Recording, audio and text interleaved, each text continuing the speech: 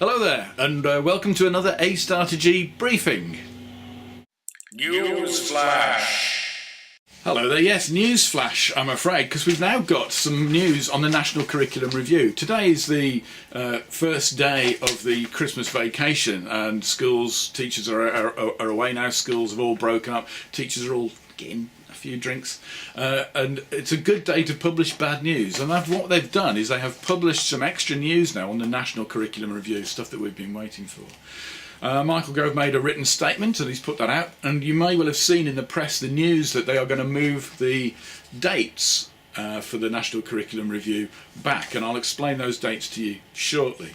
They've also published this document, the framework for the National Curriculum, which explains some of their thinking so far and gives us some ideas on what their issues are and what their problems are. So I'll put the link to where this document can be found in the bottom, in the notes there, and we'll have a think about it. Now, there's lots to get angry in here. The first time I did read it, I was really quite disappointed with it. I'm still disappointed with it. It's everything that we thought it would be. Let's go through these timetable changes first of all, so you know where it is. You may have been aware that there was Phase 1 and Phase 2. Phase 1 was the English, Maths, Science and PE subjects, and that review has been going on since January. There were 4 basic stages: a call for evidence, consultation, an announcement, and then when it was going to be taught. So those are the dates of when they were going to be taught, those dates were going to arrive. And Phase 2 was kind of after that. Phase 2 was the other subjects, the other areas, the other subjects, and what was going to be in those other subjects to be decided. Now, what this new announcement means is basically Phase 1 slides into Phase 2, so everything just becomes a National Curriculum Review, and it's kind of just moved on a little bit, although we'll get the full detail of the timetable changes when they announce the new dates in the new year. But basically, we're sorted out now that the new timetable means that there won't be any teaching of the new curriculum, the new national curriculum, until September 2014. That's a good year extra for people to think about and to get involved in this. And they do want more participation and more clarification and more intellectual engagement with this National Curriculum Review, because it's pretty hard. And without the QCDA, the old arm of QCA that did that kind of thinking, without that intellectual capital there, it's a harder task for them to do, and they're finding it quite tricky. Shame. They mentioned that they're going to have a wider range of subjects into compulsory until 16. And how they're going to do that is worrying. They've done some things which are great. Now, there are some pearls in there, things like no assessment targets for foundation subjects, stuff like that. There is some really nice stuff that's liberating and worth thinking through. But there is some stuff there that's strange as well. So to get extra subjects in, they've stripped out quite a lot of other stuff, like the understanding and skills that were in the national curriculum. They've all gone now. It is just knowledge. And they've defined what knowledge is, and I've done a post about that. The knowledge is, in fact, just the facts, concepts, principles, and fundamental operations. It's the Thomas Gradgrind, just teach them facts kind of thing. That's what the national curriculum will be. It'll be facts and figures. The understanding skills, attitudes, economic, social, personal, environmental, and all that kind of stuff goes into a kind of a second tier, which is the schools curriculum. And the national curriculum expects the schools to write the school curriculum. That's going to be the school's prerogative to develop that, and you'll develop that for your local and for the circumstances of your learners.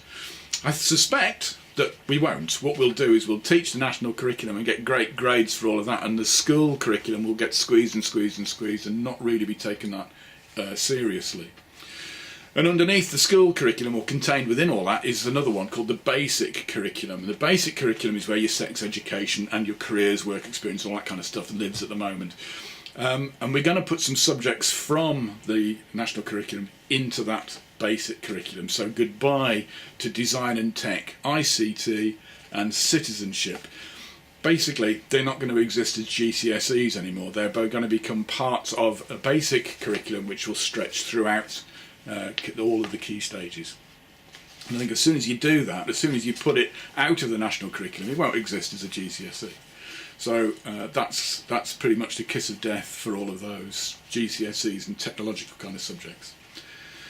And now, in all that, they're going to change the key stage structure. So key stage 2 will be split into 2. So there's going to be a key stage 2 lower and key stage 2 higher, each one taking 2 years. So key stage 2 takes 4 years in total now, or will do. Key stage 3 will go down to just 2 years, and key stage 4 will expand to become 3 years. And that's needed to get these extra subjects in that they think are going to materialise. And that's because of the extra stuff that you'll do in the school's curriculum. I've tried to clarify all that in this diagram. You can't see very well, but again, it's in the document, which has something called the arts. And this is where they're going to put the extra stuff in, compulsory in Key Stage 4. The arts, D&T and ICT and citizenship are compulsory in Key Stage 4. But they're going to be, and you're going to give them some time to do them. But of course, you won't have time to do those extra things to full GCSE kind of level. And I suspect that once you start putting in all the arts and all the other stuff into this kind of box, they'll just take them out of the main curriculum. So I would suspect that the arts will disappear as GCSEs with this, as will D&T and ICT. They'll just become activities that you will do in Key Stage 4 just to prove that these subjects are compulsory. They won't actually carry much weight. The actual GCSEs that you'll do are going to be the national curriculum subjects plus 1 or 2 others. And you'll be forced to do them to get them to such high grades as to make sure that the PISA ranking goes up. That's really where we're going. So there's going to be a lot more thinking on this. It's all new and fresh, and people need to read the document and to think it through. And I'm looking forward to reading some of the reactions to this over Christmas and the holiday, and then we'll get back into it in the new year and find out what's going on when they publish the new timetable. And I'm not going to read the document again because I want to have a really nice Christmas break. So maybe you shouldn't read it either, unless you really do want to get Mr. Angry at Christmas and not get locked up, I'm afraid, in yet another Christmas turkey.